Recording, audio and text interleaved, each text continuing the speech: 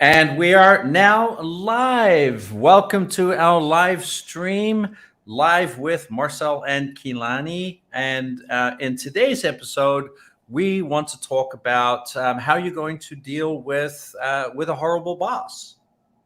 Yeah, welcome back, everybody. This is always a fun topic for us to talk about, and actually one that if you see right behind my dad over there, we have this book, The Five Energies of Horrible Bosses, which is exactly what we're going to be talking about today. And that book tells us and gives us a little bit of insight into what we can do when we have a horrible boss, or in subtitles, if we don't have a horrible boss, how we can become a better boss ourselves, or how we can just interact better with people in general.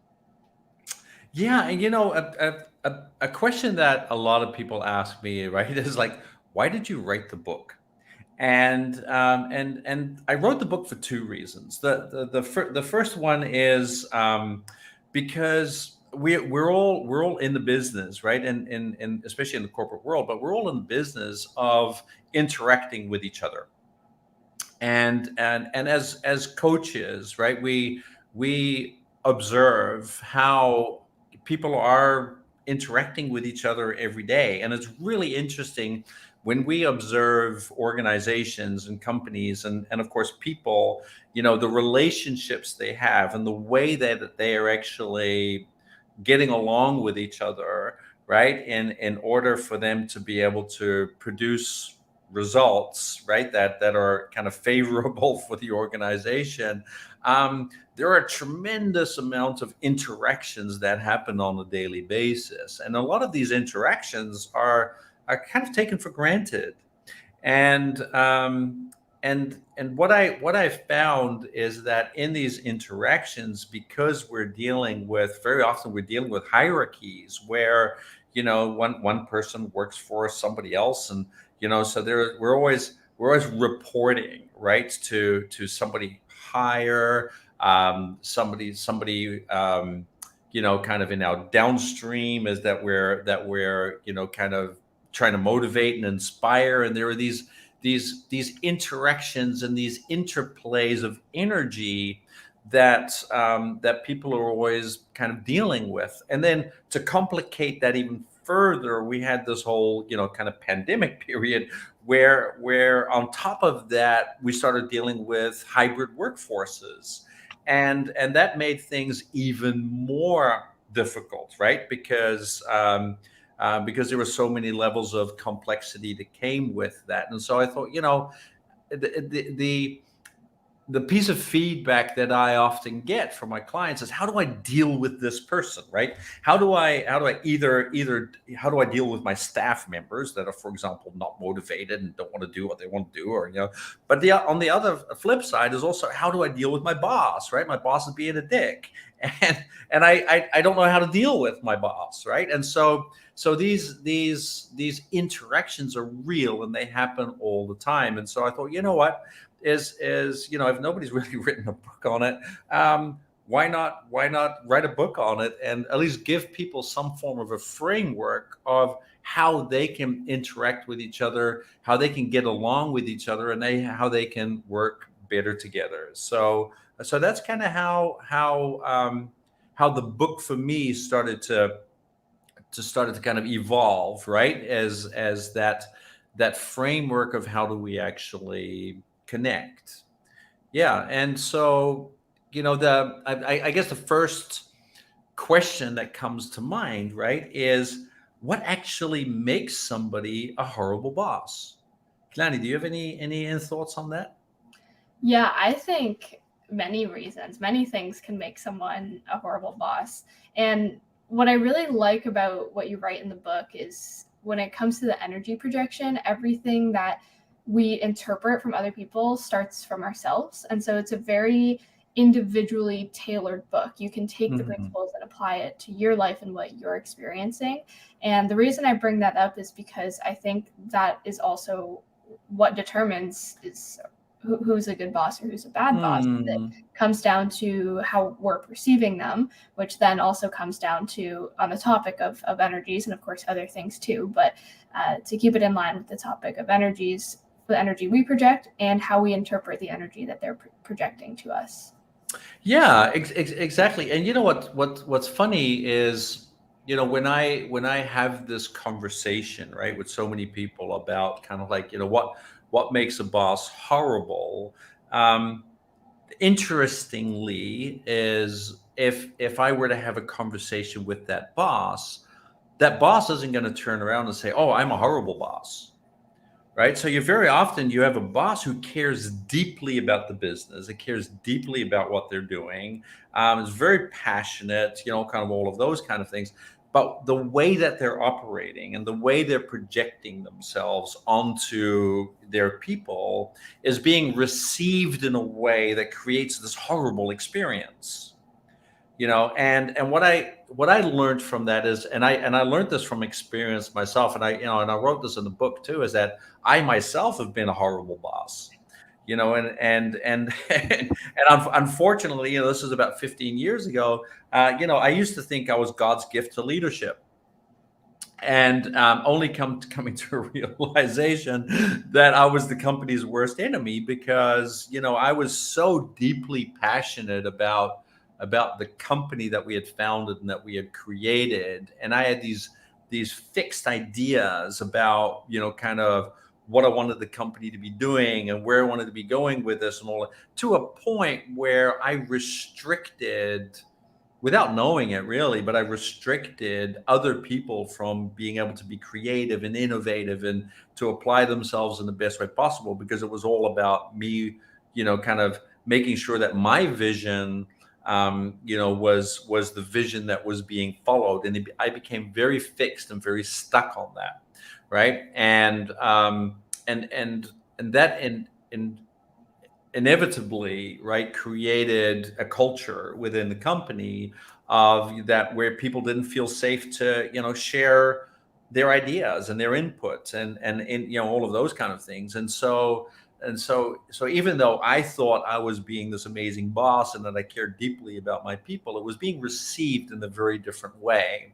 And um and and what I learned from that is that there is no boss in the world who has not at some point in time been perceived as a horrible boss, right? And I write this in the book as well, is that every single one of us that has people working with us and for us, there is at some point in time, by somebody, we are being perceived as a horrible boss. And if I believe that I am an amazing boss and that everybody thinks I am an amazing boss, chances are I am living in a blind spot. Chances are there are things I am not seeing that I probably should be paying attention to. And so what I invite the readers to do is to come from that principle of to say, you know what, I am open to the idea that somebody out there thinks I am doing a horrible job, that I'm an absolute horrible boss. And what we want to be able to do with that awareness, right, is to be able to then say, okay, if I am aware that I am a horrible boss, what can I do that can minimize that effect, right? Can minimize the amount of out of perceptions out there of people kind of thinking, man, this person's a dick today, right? And the only way we can do that is by customizing the way we interact with our people. And of course that's a big ask, right? Because a lot of and a lot of leaders would say, wow, I'm too busy and people have to take me just the way I am, and it's like, I got things to do, and all of that kind of stuff. And so the conversation around them, kind of altering the way that they interact with their people in a way where we can minimize that dramatic effect of how we're actually affecting our people, is one part of the conversation. But at the flip side of that, there is also the reality, right, that many of us work for somebody who lives way outside any area of self-awareness, who, like me in the past, right, kind of thinks that they're doing an amazing job, but in reality, you're just, kind of rubbing off on you in a way that just annoys the hell out of you.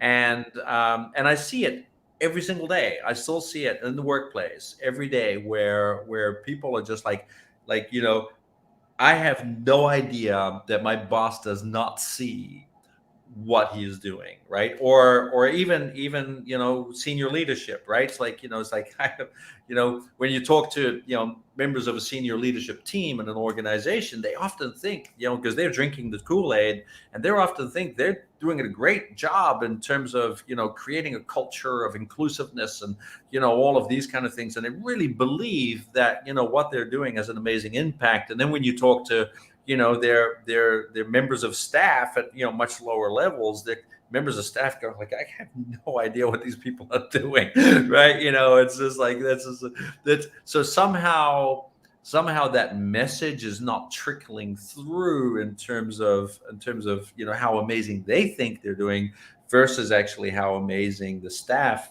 feel that their upline are performing. And it is really, really interesting to see that disconnection between how we often think that we ourselves are performing as leaders and as managers, and then of course how the people are actually perceiving us as leaders and managers. And very often they're two very different uh, kind of realms, right? And the only way that we can create some alignment there, right, is by opening up that chain of communication, and making sure that we're interacting in a way that's where people feel comfortable and safe enough to actually be able to tell us directly. It's like, hey, I actually, I don't think you're doing such a great job that you actually think you're doing. And that's a tough conversation for a lot of people. And so on one side, when I'm coaching, let's say middle level managers, uh, you know, the conversation is, how do I manage my upline, right? That seem to kind of live in their own realm of reality, and vice versa. I'm dealing with senior leadership who's kind of like, hey, listen, we have all of these great initiatives and we have all of these wonderful ideas, but how can I actually make sure that my people are motivated and excited and engaged to apply the things that we actually want for them to apply. And I think that's the major challenge, right, that we're dealing with is that alignment. And unfortunately, the amount of investment that needs to be made in terms of time and energy to create that alignment is can be pretty big for some organizations. And that's why there's a tendency to kind of try and ignore that, right? And just kind of say, well, let's just keep doing what we're doing, and hopefully we keep making money. But ultimately, it's the quality of those interactions, and I write that in the book too. It's the quality of those interactions that actually determine the potential, but also the success of the team and the organization.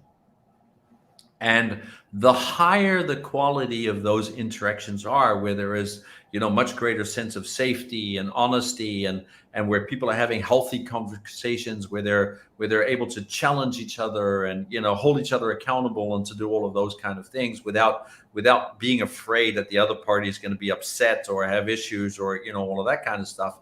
It's those teams that have a tendency to outperform other teams.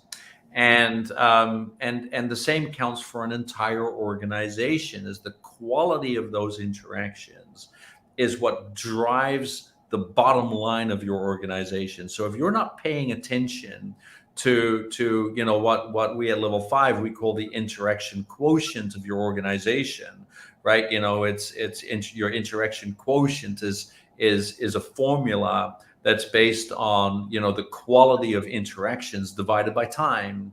And the higher the quality of interactions that you have in the least amount of time, is going to directly translate into your company's bottom line. That's going to raise your product and just going to raise your profits and your productivity.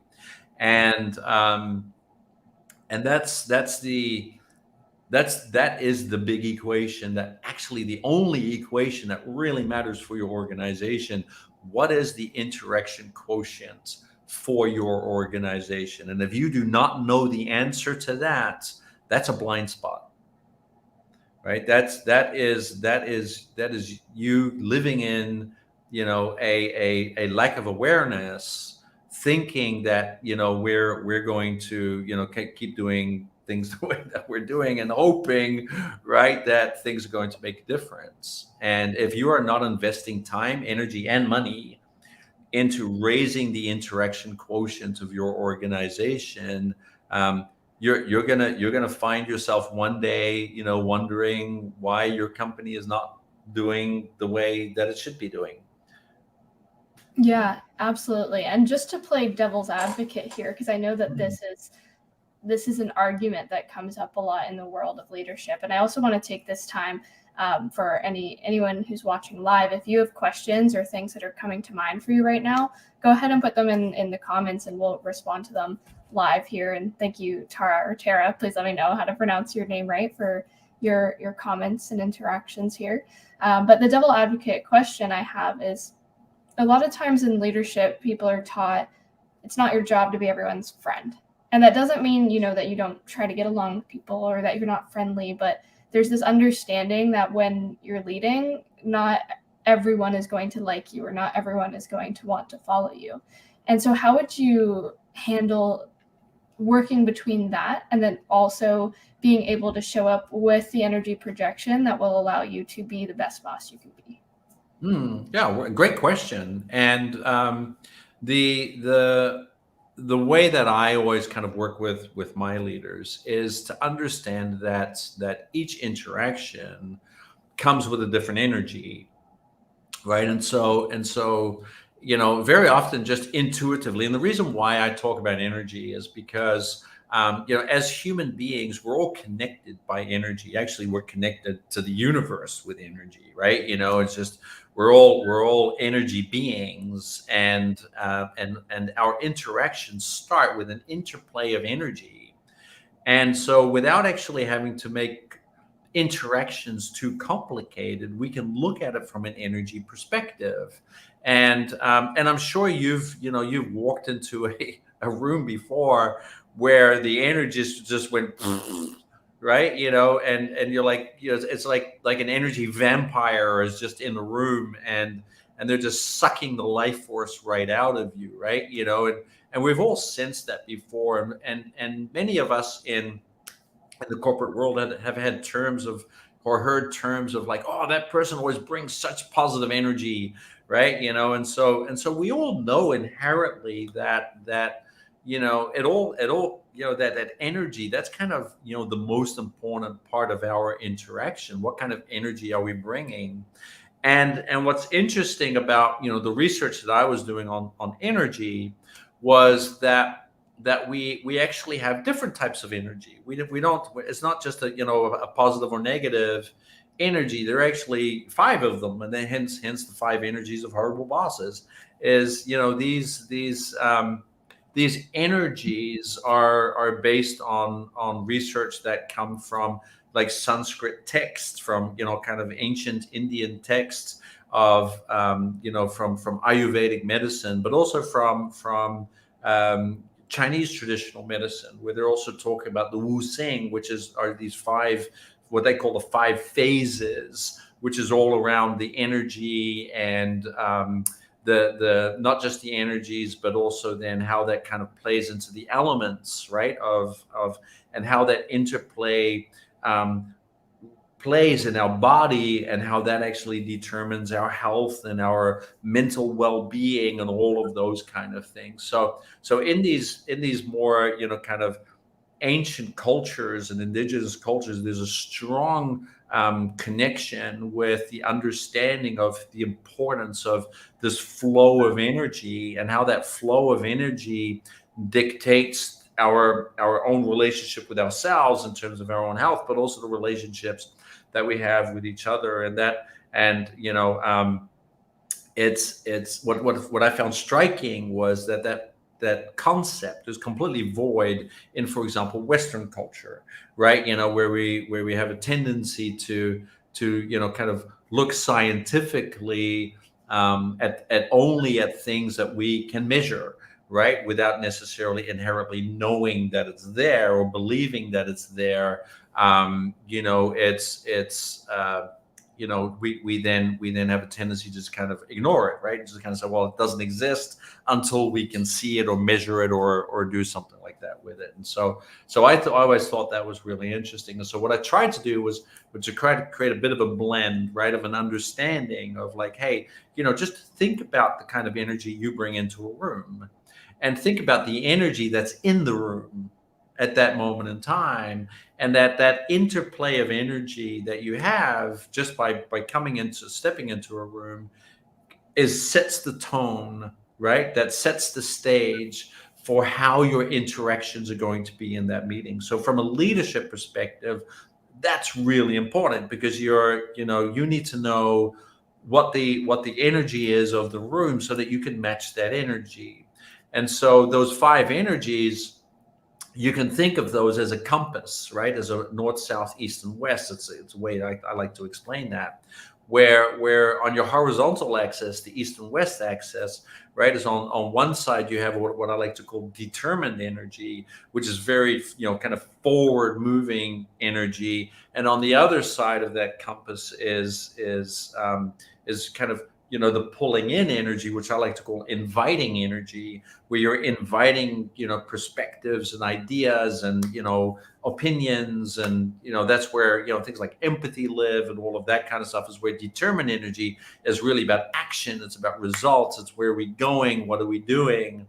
And many times when I'm in, for example, determined energy, but it would serve me better to be more in inviting energy, that determined energy that I can come with can really rub off on people in the wrong way, where people might perceive me as being very aggressive, maybe too assertive, because they're not ready for that determination yet, right? And so that interplay becomes really important. So just that's the yin and yang, right, of just using that chi and using that energy. And then there's north and south, which comes from what inspired by the chakras, right, and just understanding that vertical column along our spine of the north is your light energy, and south is your heavy energy that's grounded into the floor, into the earth.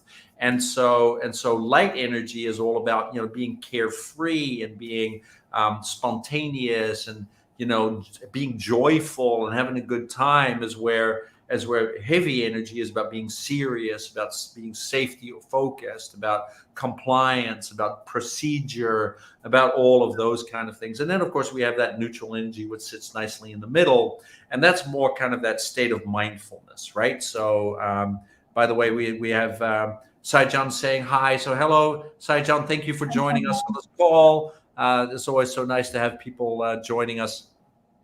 And so what I want you to think about with that kind of interplay of these energies is, number one, is to have an understanding of what energy might you be in at that moment in time. And we find ourselves in all five of these energies. So this is by no means like a psychometric type assessment. We all have these energies, and we all find ourselves in these different energies at different times.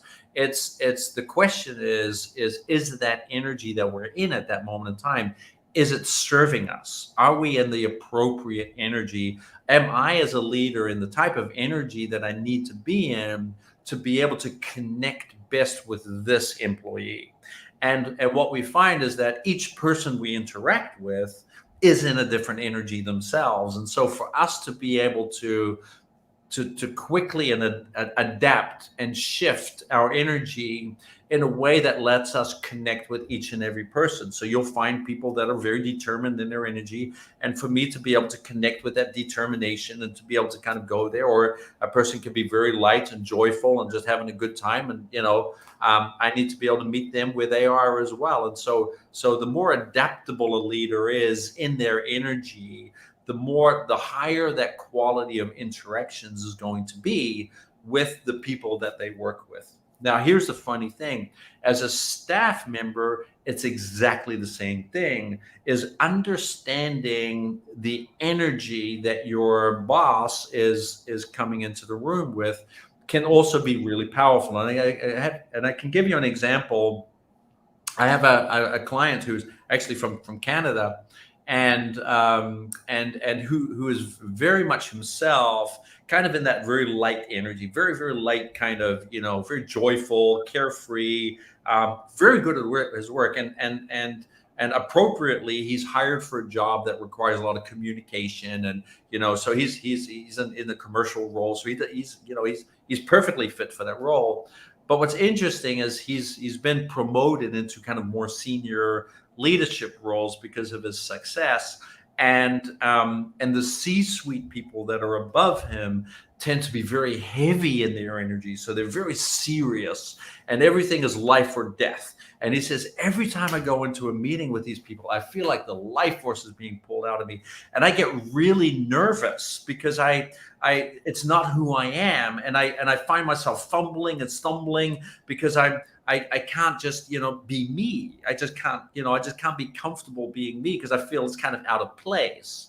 And so what we worked on with him was, how do you number one, how do you match, right, your bosses, your seniors energy, but then also how do you invite them to shift their energy? And he was fascinated by that. He's like, we can do that. I said, yeah, absolutely. You can be in a, you can match somebody's energy, but when you're interacting with energy, you can shift energy. Both of you guys can shift to a different place, because that's the beauty of energy. And he's like, oh, I'm going to try that. And so, sure.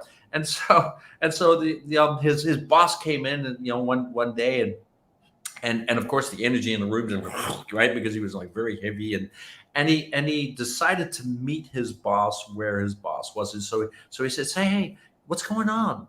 Tell me what's happening, how. And so the boss like, oh, this is going on, and this, and he kind of just met him in that space of that heavy energy. And over time, as his boss was sharing information with him, he started to kind of just gradually change his own energy, started poking a few jokes, started kind of lightening things up. And he noticed that in his boss, the energy started changing too. And his boss started to kind of change his body language and was starting to kind of like, come out of that shell a little bit. And all of a sudden they had like this most amazing interaction where they had like the best meeting ever, right? Where they actually got to some really good kind of counterpoints and some action points where the boss was like, oh wow, I have a great idea, let's do this and let's do that. And they both walked away from that meeting being super excited, right? So as an employee, if you have a boss who is in an energy where you don't feel comfortable, you can practice kind of meeting them in their energy, but don't be afraid to then also kind of gradually help them move out of that space and move into a space where both of you guys are actually having much better interactions.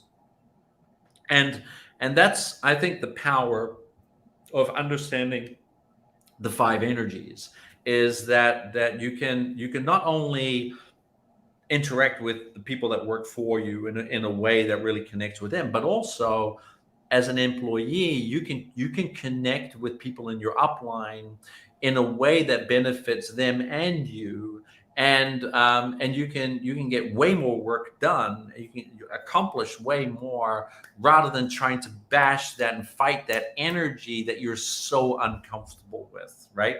And so that's what I invited him to do. And so he went through the 5 energies mastery program. He went through the whole thing, and he was practicing his energies and his Tai Chi, and he was doing all of those kind of things. And he really learned to use that even as a commercial tool, where he was doing that in sales, and all of a sudden he found that he was being invited by the head office in Canada, right? Was kind of asking us, hey, listen, we have this client, we might lose that contract, and we want you to go to Japan, and we want you to talk to this company because you seem to have this way with people, right? And so just through understanding those energies, he's proving to be so extremely valuable to the company in ways that he never thought he was actually going to be able to do. So there's great power in understanding the energies and working with those. And so that's why I found the book was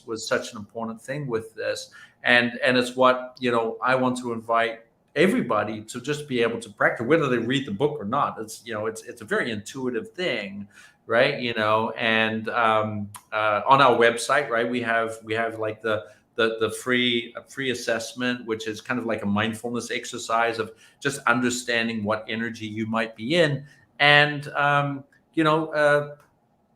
just go to the website, take that assessment, and in there is a link where you can actually do an introductory course. It's completely free, and it'll send you an email, and you sign up for it. It's like an 8-lesson quick course. You could finish 8 lessons in an hour, but you'll become more introduced to what those 5 energies are and how you can use them. And it's yours. It's completely free. Oh, I have there's a great comment that came up here. So thanks for that tip. Follow-up question. How do we keep the energy vampire on the high energy state, and as we get out of that meeting? Oh, that's a really good point, right? So unfortunately, it's going to be difficult to take responsibility for everybody's energy when you're not interacting with them, right? But here is a very important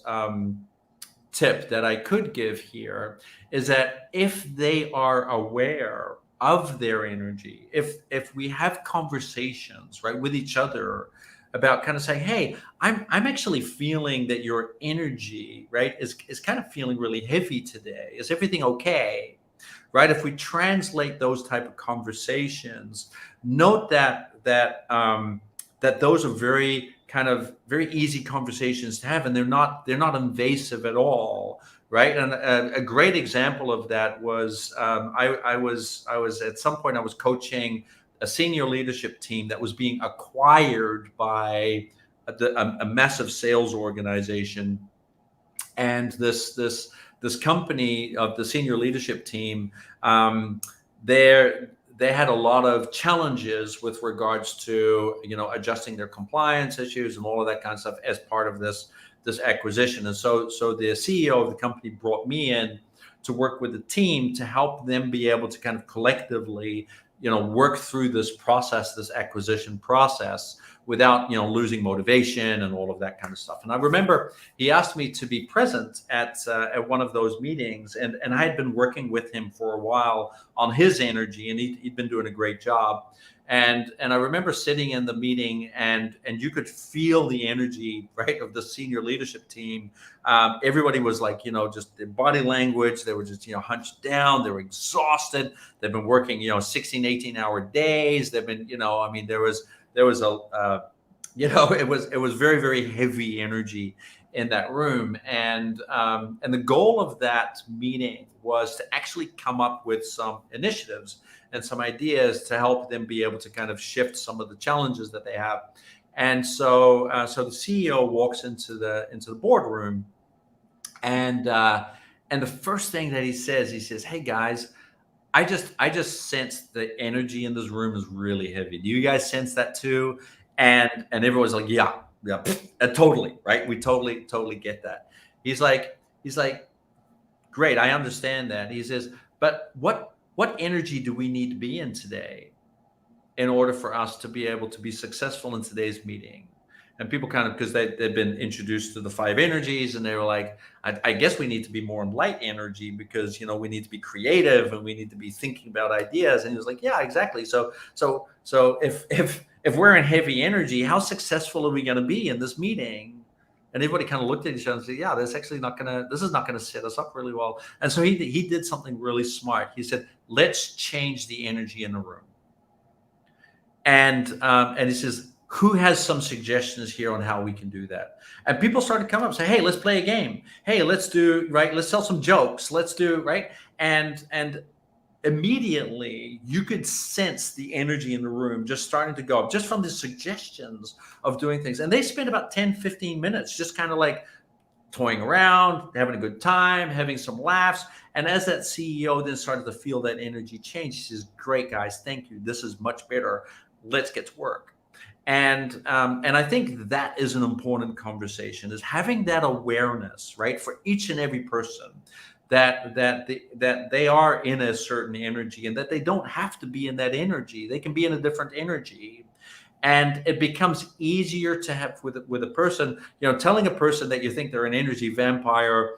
It might be a little bit tough feedback. But if you say kind of like, hey, I'm sensing this really heavy energy, and I'm just wondering if everything's okay, then that's a different conversation that's very non-invasive. And so when you can refer to each other's energy in that way, that can really help set the tone. And through that awareness, right, in this case, Vishal, your energy vampire, might walk out of that meeting being more aware of the energy that they're actually carrying with them or projecting onto others, and where they can start pinpointing for themselves and saying, hey, maybe I'm still in heavy energy. Why am I in heavy energy? I don't need to be in heavy energy.